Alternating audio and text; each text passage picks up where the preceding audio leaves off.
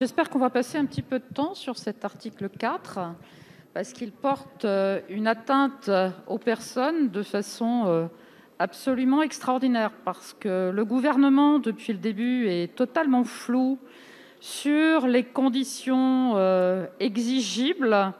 Là, on est face à une possibilité pour les forces de l'ordre et la représentation de l'État, donc notamment les préfets, de décider de maintenir enfermées des personnes sous prétexte que le lieu de quarantaine que ces personnes auraient choisi ne satisferait pas à certaines conditions. Alors déjà, pour commencer, ces conditions n'ont jamais été discutées et n'ont pas été définies. Donc, ces conditions n'étant pas satisfaisantes, les personnes seraient obligées de faire leur quarantaine dans des lieux d'isolement qui, là aussi, n'ont jamais été discutés et jamais été définis.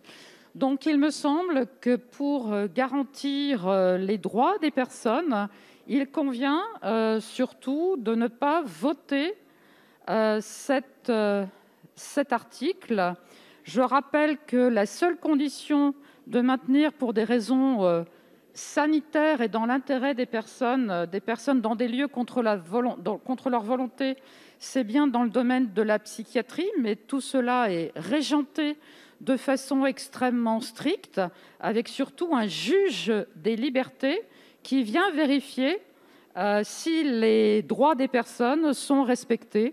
Or là, il n'y a nulle mention de ce processus de contrôle de la privation de liberté. Donc j'espère que les collègues entendront ici qu'on empiète complètement les droits humains. Merci.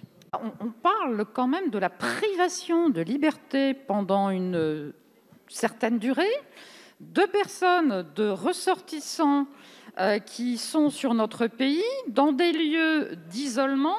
Encore une fois, c'est du jamais vu.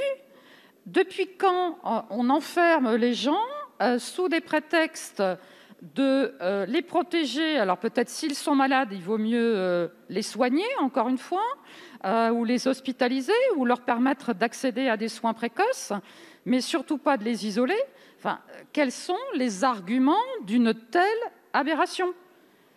Et s'il s'agit en plus d'une mesure pour des personnes qui viendraient de l'étranger, ce n'est absolument pas précisé dans cet article. Donc on voit bien qu'il peut y avoir une dérive, et je trouve qu'une fois de plus, cette mesure totalement liberticide, qui n'est pas contrôlée par un juge des libertés, est terriblement inquiétante, et je le dénonce ici.